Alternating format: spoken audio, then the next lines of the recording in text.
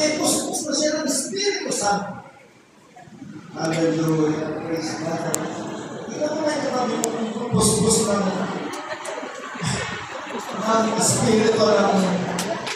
Espiritu Santo. Amen. Hello? Amen? Kung pupunta natin dito, kailangan mapus-pus na ng Espiritu Santo. Amen?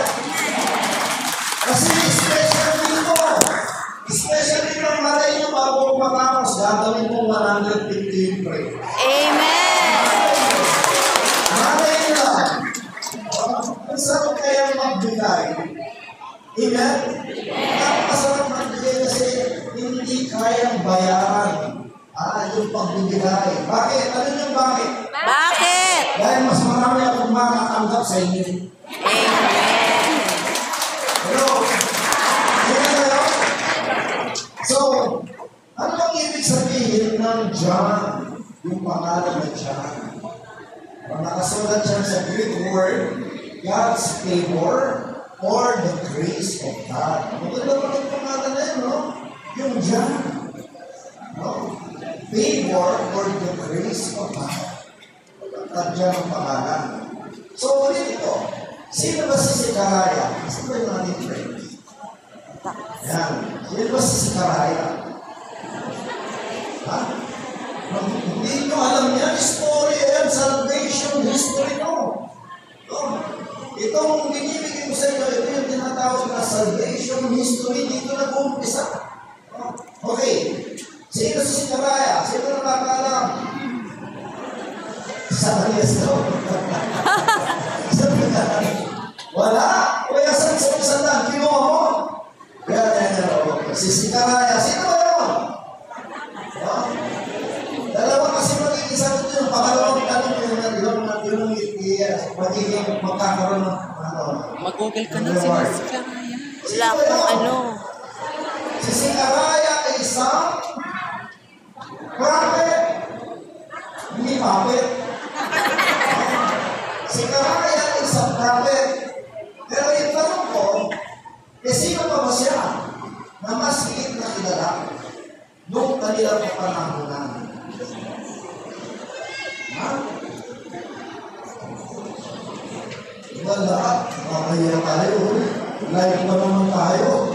Sabihin naman kapatid natin, born again, tignan mo yung katolik o yung ilan. Hello? Hello? Okay, hindi natin may bibigay ito. Mamaya titignan natin kung anong tanong pang iba. Okay. So, sino naman si John? Ang kanyang anak. Ano ba naging ano niya? Ano naging role? Nagbaptize kay Jesus. Nagbaptize. Si John?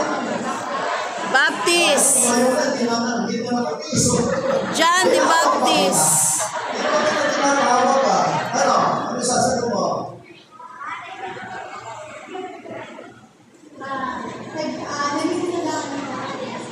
Marunong yung daanan. Ano daan?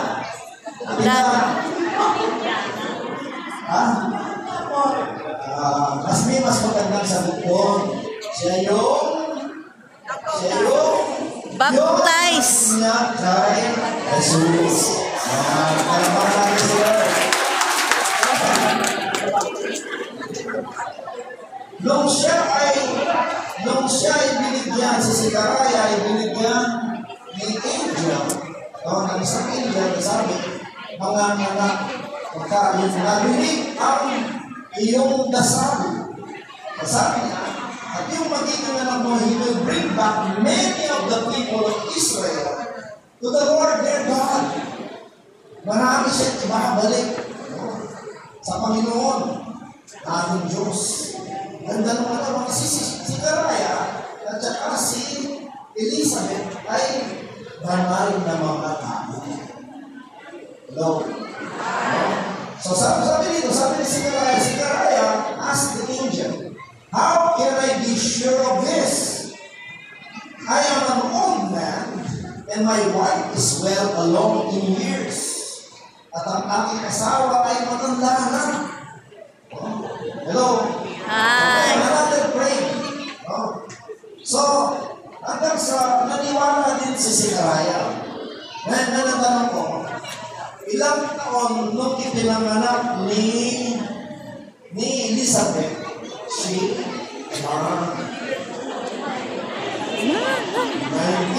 90. 90. 90. Alam ko, hindi pinanganak na 90. Alam ko yung pinapamit yung sino yung 90. Sasabihin ko kung sino yung 90. Si 90 ay, ang nanganak ng 90 ay si Sarah, na asawa ni Saro.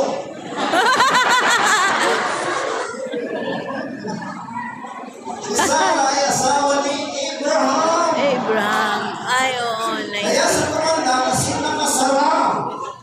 Hello? Pero si Elizabeth ay nanganak at the age of 88.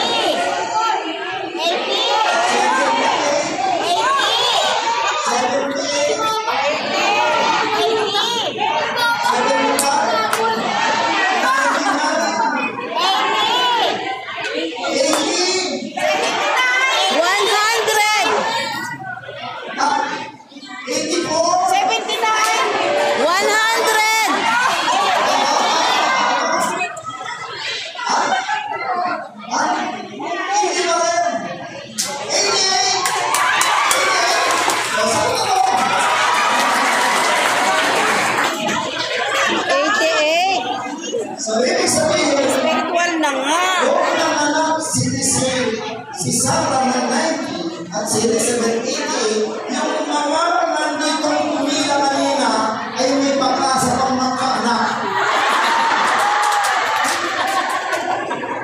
Alam na. Alam na. Alam na. Alam na.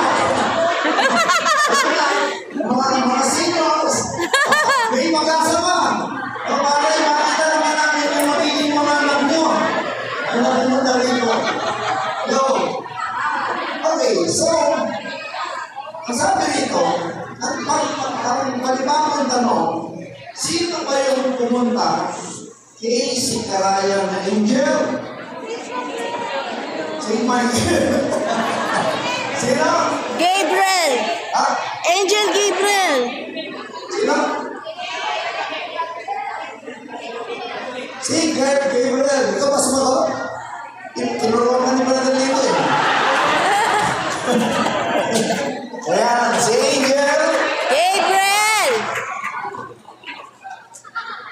Dodoble ko sa susunod. Okay, ibigay natin magiging 200 sa susunod. Okay, so, ang sabi niya, and I have sent you to tell this good news. God sent Angel Gabriel to Nazareth. Ito naman yung panibago. No? So, dumating na naman si Angel Gabriel, may pinuntahan na naman in a town in Galilee. No? To a virgin named Mary. pledged to be married to Joseph. kagaling ah. Kapag ka walang reward, magagaling kayo. The virgin's name was? Mary. The angel said to her, ito yung maganda, dinadasal nyo lagi. The virgin, the angel said to her, Hail, Mary. full of grace, the Lord is with you. Hello? Sabi mo nga sa katabi mo, the Lord is with you. The Lord is with you. Sa atin ngayon na si Lord na nandyan. No, kahit hindi kayo manalo dito, panalong-panalo kayo ngayon, pag-uwi nyo maraming blessing. Amen. Okay.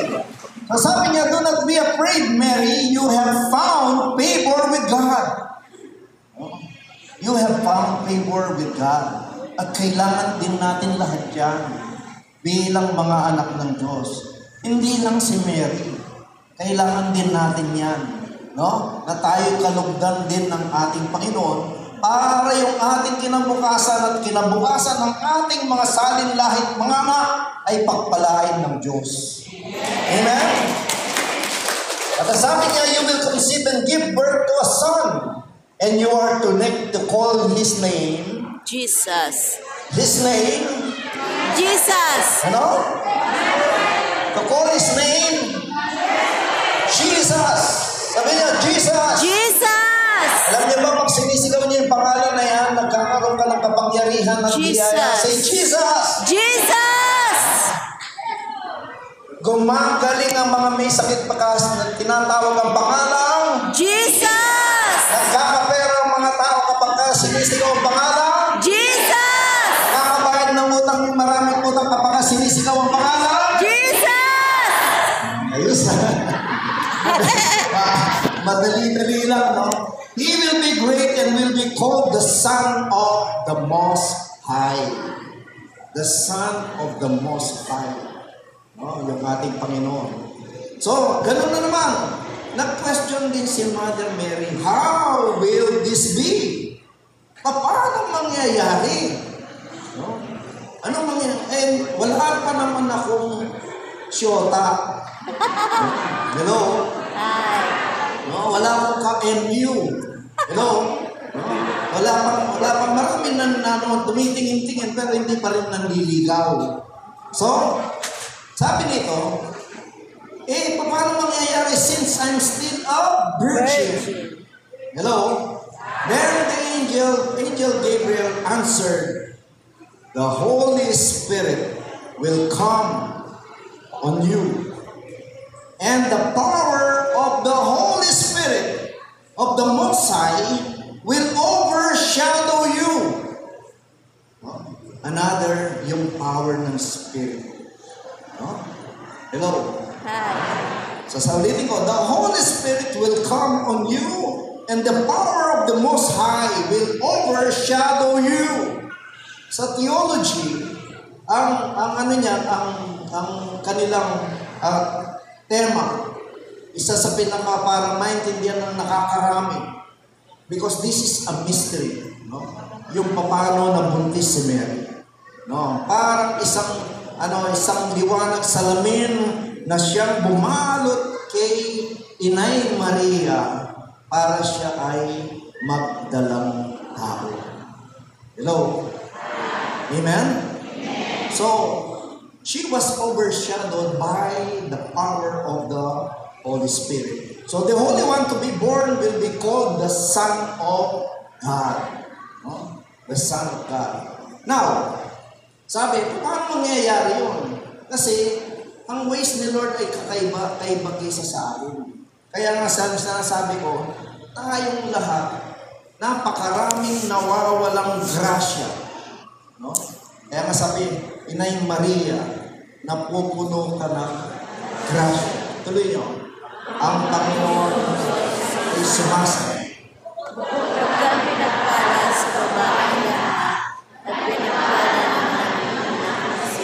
Alam niyo, napakagandang dasal. Amen? Pero ang mahirap sa atin, dasal tayo ng dasal niya, hindi natin alam na yan ay pwedeng mangyari sa atin. Kung nangyari kay Mary yan, ay pwedeng mangyari sa atin dahil tayo anak ng Diyos. Ulitin natin yung dasal. Aba,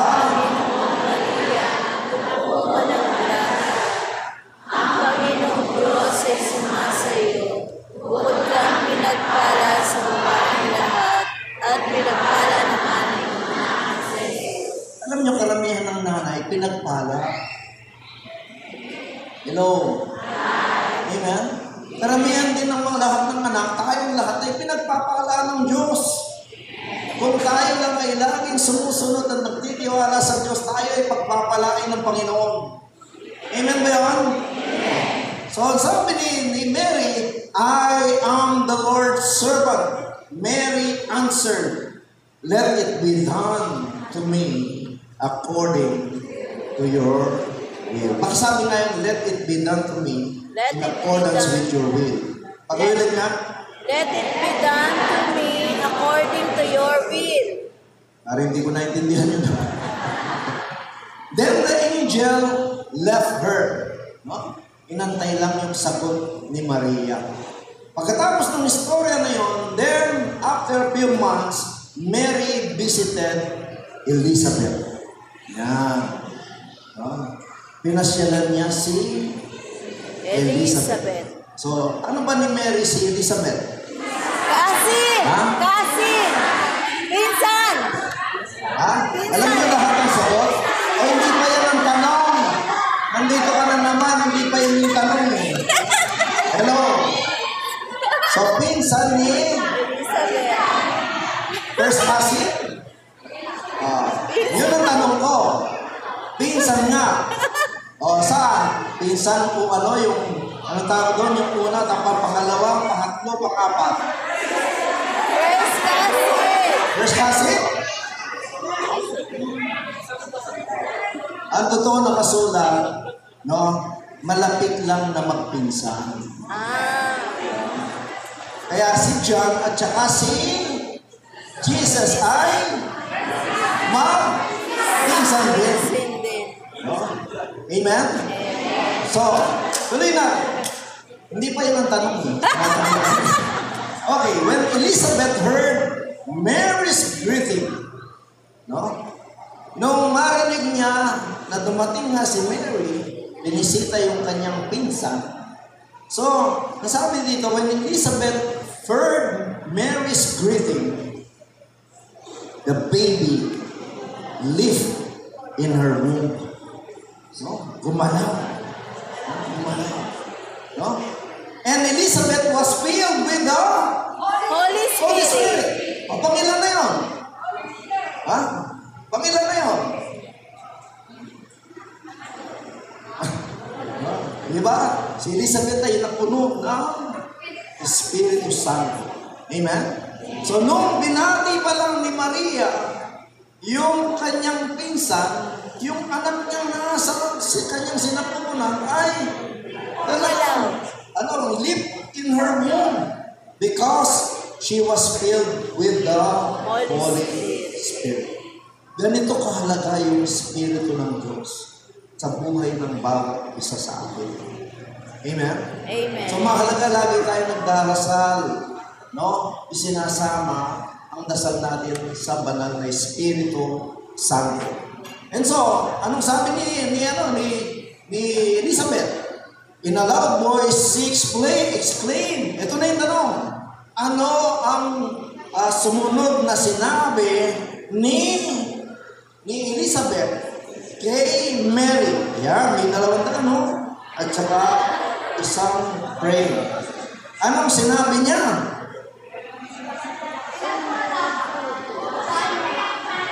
Ha? Ba't nagagalit ka na? Sige sa mga para. Ha? Ano? Anong sabi? Ha? Pinagpala ka sa babaeng lahat. Sa English ha? Sa English ha? Sa English. Dali, tayo na. O ngayon, tumayo kayo. Sa English, ano sabi? Ha? Ano pa? Kulang. Ayun na. Yeah.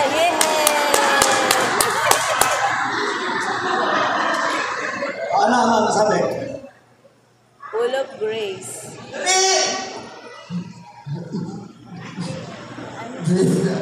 I don't only of the womb. Jesus! Blessed are you among women, and blessed is the fruit of your womb, Jesus! So may natatandaan ko na kayo sa unang storya. Uy, galing. No? Sa unang storya. Hindi niyo natandaan? No? Anong sabi niya dito? So, sinabi ni Angel Gabriel, Hail, Mary, full of grace, the Lord is with you. At ngayon, sinabi naman ni Elizabeth, Blessed are you amongst women, and blessed is the fruit of thy womb, Jesus. So doon kinuha yung ating dasal. Amen? No? Yung po ang pinagmulan ng ating Hail Mary. dasal. So, again, aba, Ginoong Maria, napupuno ka ng grasya. Yan bang katabi mo? Grasya o disgrasya?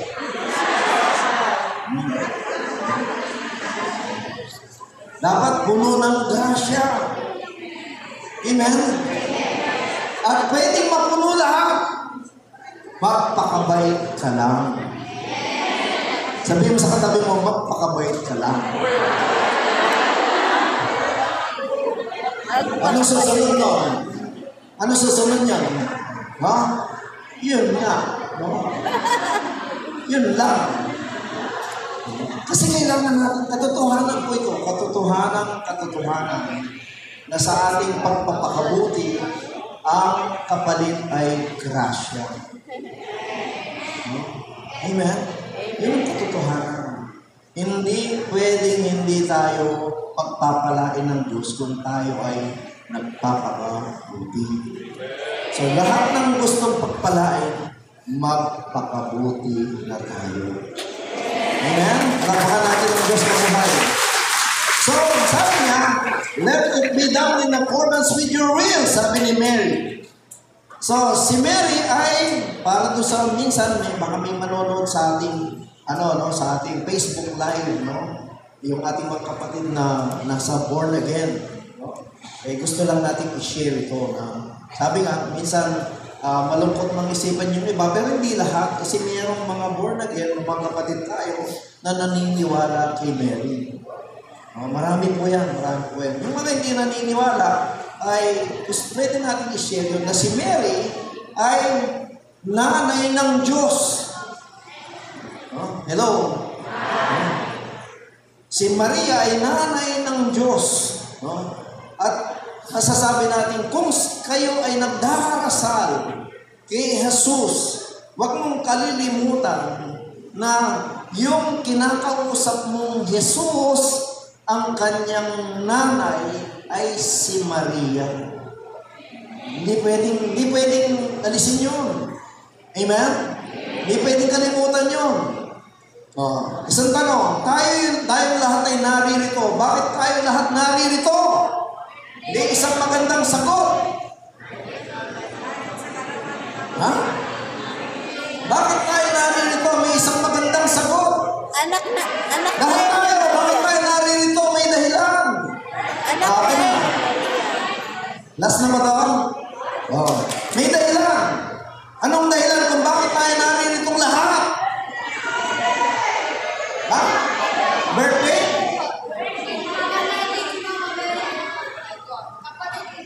Kapatid niyo si Mama Mary. Meron pa mas magandang sagot. Dahil sa tulong ng Espiritu Santo. Ha? Sigaw. Sa Divine Mercy, hindi. Ito, kapupulutan natin ng araw to. Magandang araw to para sa ating, ha? Wala eh. Dahil tayo anak ng Diyos. Ano?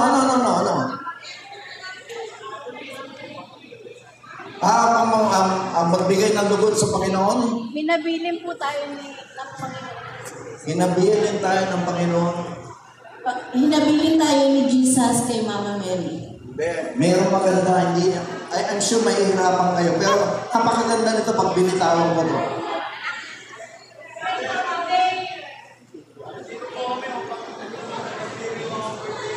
Oh yes, sinagot na yan. Dali!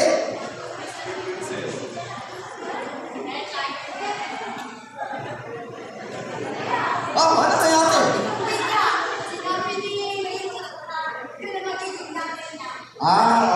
Okay lang. Di pa. Last na lang, ibigay ko sa inyo ang sagot. Dahil sa ngayon ay nagugulita tayo ng kaarawan ng Virgin Maria at lalong-lalo na ay Grace of Mercy ngayong araw. Ganon. Kabibitaw ko lang kanina. Pakinggan nyo to. Ang isang dahilan. Sige, pagbibigyan ko pa to. Sa tayo na nagdadalhin dito. Okay. Sasagot ka? Sumasagot ka pa, Nandito po tayo dahil tinawag tayo ng Diyos. Kulang pa rin. Hello? Kaya tayo lahat na naririto, I have to relate this answer to the question that I am asking you. Sige, last na lang, last. Wala, nagdamihan na. Sige, halika. Halika, ito yung divine mercy. Lapit. Nandito tayo upang ipagdiriwang ang karawanan ni Mama Mary. Yes? Pinanganak ni Mama Mary si Jesus. Tinupos tayo ni Jesus sa mga kasalanan. Pwede, pero may maganda kasing sagot na inaantay ko sa inyo. Kung bakit tayo, ulitin ko yung tanong, bakit tayo nakalirito? Dahil lahat tayo makasalanan. Makasalanan? Okay. Nandito po tayo dahil napuspos tayo na biyaya po ng Panginoon. Okay lang yun. Dahil gusto natin makarating ng langit.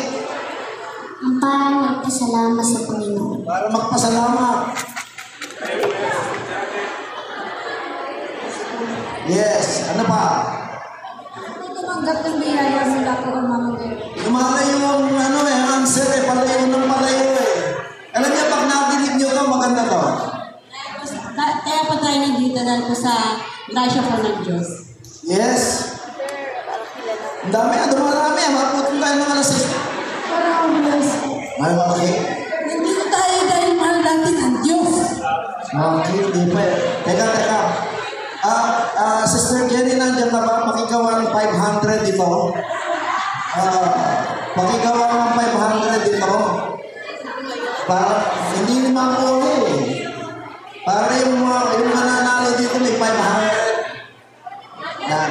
Pakigawang 500 to. Ano po? We are here to know who is God. Hindi. Kasi po sa Putimwiga, yun ang sinabi ni Jesus na si Mama Mary ang magiging ina niya. Ina natin. Sinabi niya kay John na nag-represent sa atin. Magiging nanay natin, si Mama Mary. Di ba rin? Tanggapin po ang banal na Espiritu. Para ginatayin ang birthday ni Mama Mary. Di ba rin? Para ni Panginoon. Di ba rin? Tinawag tayo ni Jesus dito para maging banal. Di ba rin? I'm sure pwede kayo mag-disagree doon sa answer, but I want to share this with you. Hanap pa na lang. Di ba rin? Hindi yung salita ng Diyos. Hindi pa rin. O, 500 na lang, 500. 400 ba lang? O, 500, no? O. Andito tayo para sa ating Diyos na buhay. Hindi pa rin. Ito'y para sa mga kapatid din natin, mga kapatid natin sa pananampalataya, no?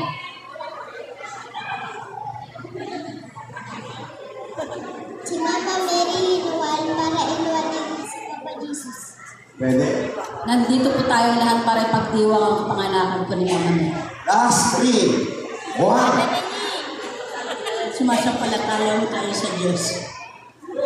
Dahil like Mary, siya ay obedience, kaya po tayo ay sumusunod. 3. Last. Nandito tayo para tayo ay pagpalayan. Ano? Halika. Tumo. Nandito tayo dahil makantay ng Diyos, tinatawag niya tayo. Bakit? Dahil sa Holy Spirit.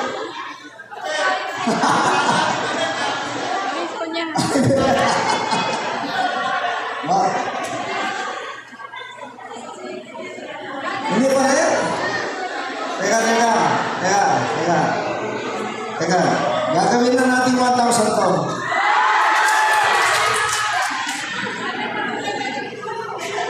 Walang mga sagot eh.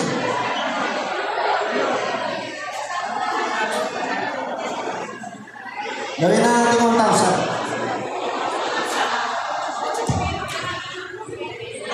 Ano? Ito po tayo para na lang si Mama Mary. Ulitin ko yung tanong ko kanina. Bakit tayo naririto? Anong dahilan kung bakit tayo nakakarating sa ganito? Narito po tayo para nananampalataya po tayo at naniniwala na si Jesus po ang ating amang tagapagligtas. Okay, clue. Balikan niyo yung ating topic. no, tungkol kay Maria. At bilang mga naniniwala na siya'y nanay ng Diyos. Okay.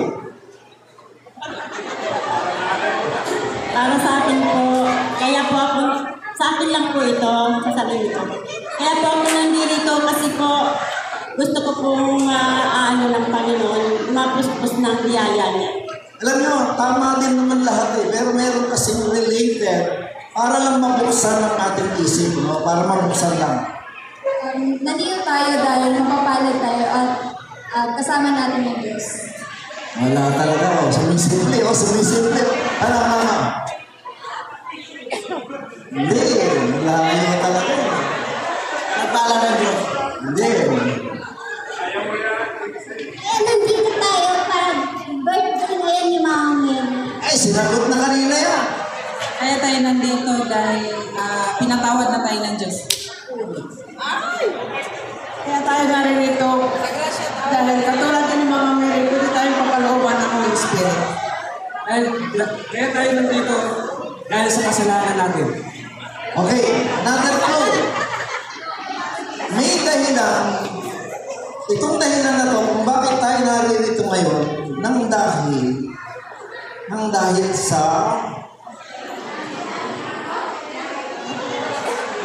tungkol ito sa ina. Last clue. Tungkol sa ina.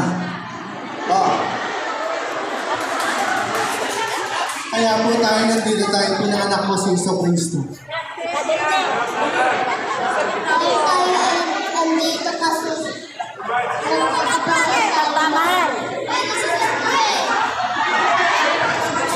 Siya. Nandito po tayo dahil siya ang sinamagat ng buong nagpala. Nandito po tayo para po sila ay paglingkuhan. Dahil sa pagmamahalan po.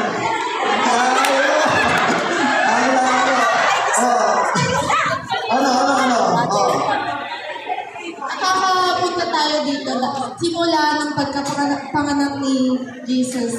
Ang pagkapanganak ni Mama Mary ay Hindi pa rin eh. dahil kay Mary lang po nagkaroon ng Diyos.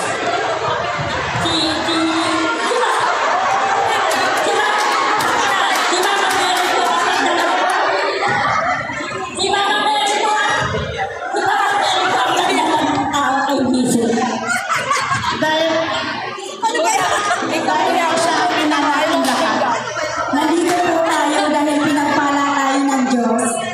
Nandito tayo kasi ang lahat ng Mama Mary. First miracle of Jesus, Mama Mary. Dahil sa pagmamahal ng isang ina, siya na po ang pinanganak ng Diyos. Nandito tayo dahil sa awa ng Diyos. Dahil pinagputuro natin ang Panginoon. Nandito po tayo para kay Maria.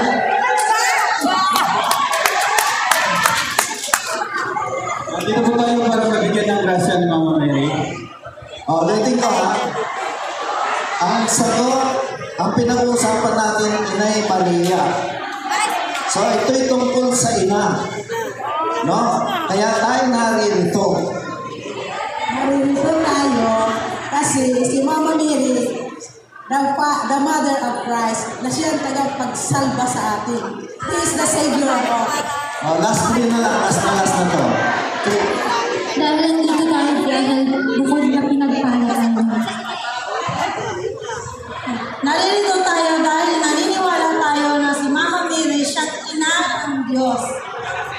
Nandito tayong lahat dahil para makita natin na si Mama Mary, Virgin Maria ay isang isang ina na dapat mga nanay, mga aral na may pakita natin sa ating mga anak. Okay, time is up. Time is up. Time is up. Time is up. Huwag kayong magagalit sa sagot ko ha. Kasi I'm just sharing this. No? Para lang yung nanay na si Ma, tungkol kay Mother Mary. Kasi hanggang ngayon eh, mulat sa po hanggang sa panahon natin, nung unang panahon hanggang sa panahon natin, ay kinu-question yung nanay. Amen? At mas higit ngayon dahil marami na talagang Christian denominations. No? At marami na rin talaga na talagang direct na lang talaga kay Jesus. So yung nanay ay nawawalan ng role. Ngayon ang tanong ko ay, tayong lahat, bakit tayo naririto? May dahilan. Maraming sasabihin yung, layo naman ng sagot mo, brother!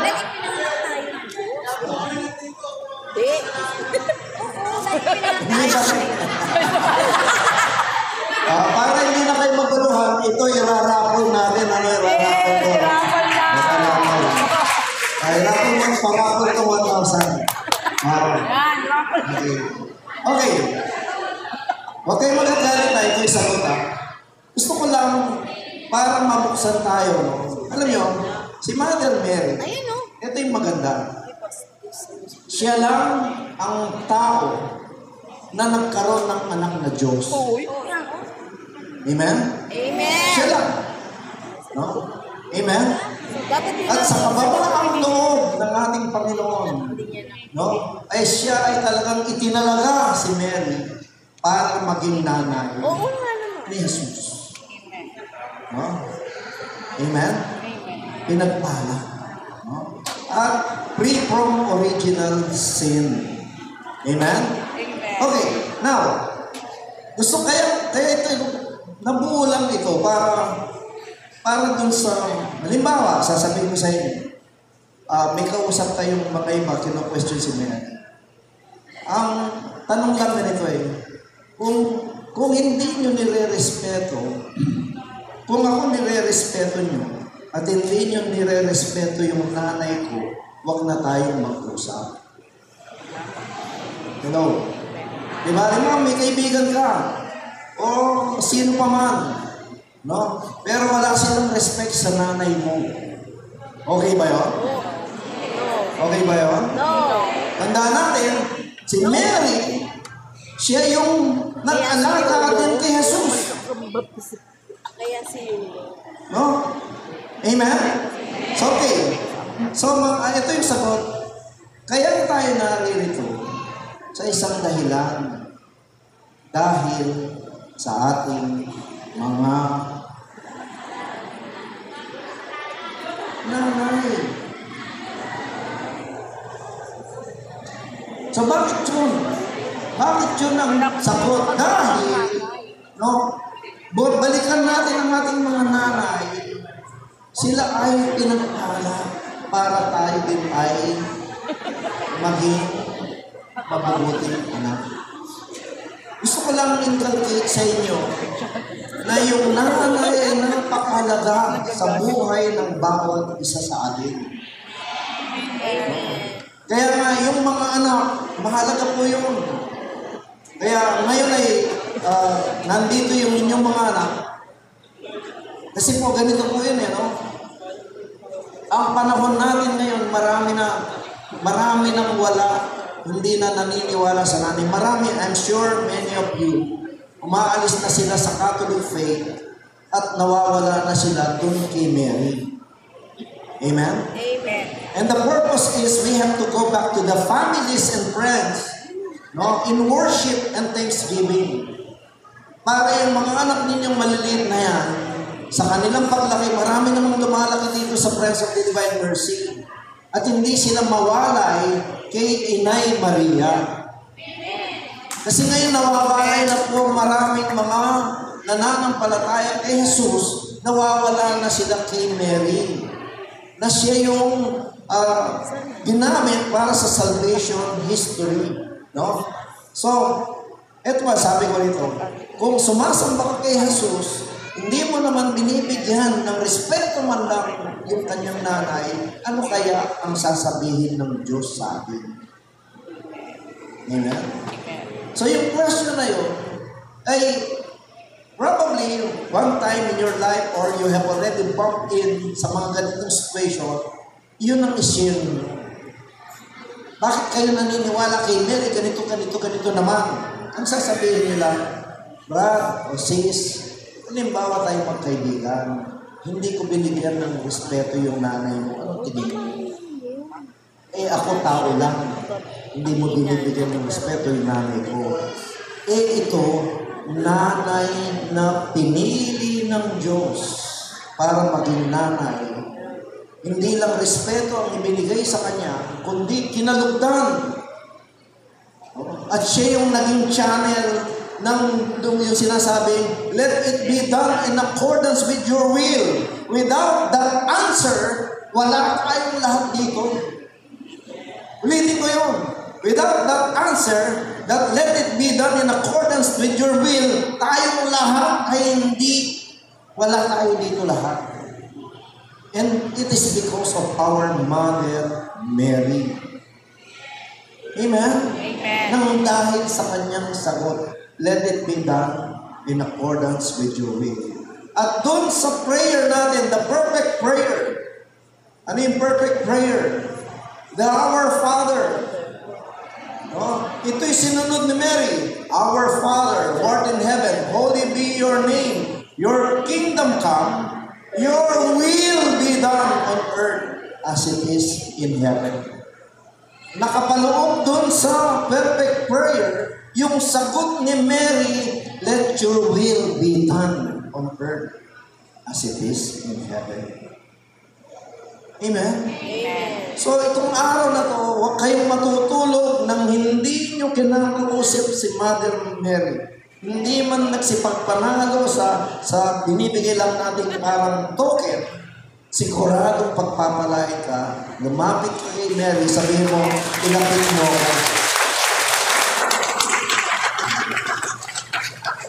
Dahil, sabi ng mga ibang mga historians, si Mary, sa akin, si Mary ay, para sa akin lang hindi nakasulat to. Si Mary ang the greatest preacher and witness, no, sa lahat ng panahon. No, the greatest witness and preacher. Bakit? Ang sabi ng mga theologians, from womb to tomb ang sinasabi.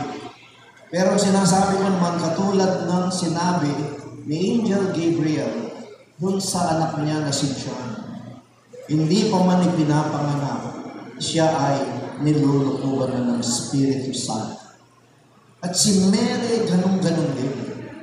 No, habang panahon ay nakalukob ang banal na Espiritu Santo sa nanay natin, bukod kang pinagpala sa lahat ng babaeng pinagpala naman ng iyong anak na si Jesus. Amen? O so doon sa mga naghahanap ng panalo, siyempre bago ang matapos, gagawin natin 150 na praise.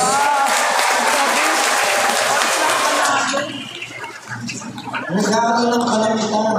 150, ang dami na. Ang dami naman ang tao. Hello? At para tuloy-tuloy na 200 ng praise ang ibibigay sa inyo. Dahil yan ay kalooban ng Inay Maria na pupuno ka ng grasya. Ang Panginoong Diyos ay sumasayo. Bukod kang pinagpala sa lahat ng babae na pinagpala naman ng iyong anak na si Jesus. Amen? Palagpakan natin ang Diyos na buhay. Malakas na malakas! Malakas na malakas! Siguro hindi na kayo magreklamo sa 200 praise. Hallelujah! Praise God, no? Praise God. It is the birthday of Mother Mary. So, ulitin ko, mamaya kayo bago kayo matulog. Inay Maria, samahan mo ako sa aking paglalakbay. Dahil lagi mo namang kasama si Jesus, ibulong mo aking mga panalangin sa iyong anak na si Jesus. Amen? Palapakan natin ang Diyos ng buhay. At tayo ay mag-worship. Let's all stand and sing the song, The Goodness of God.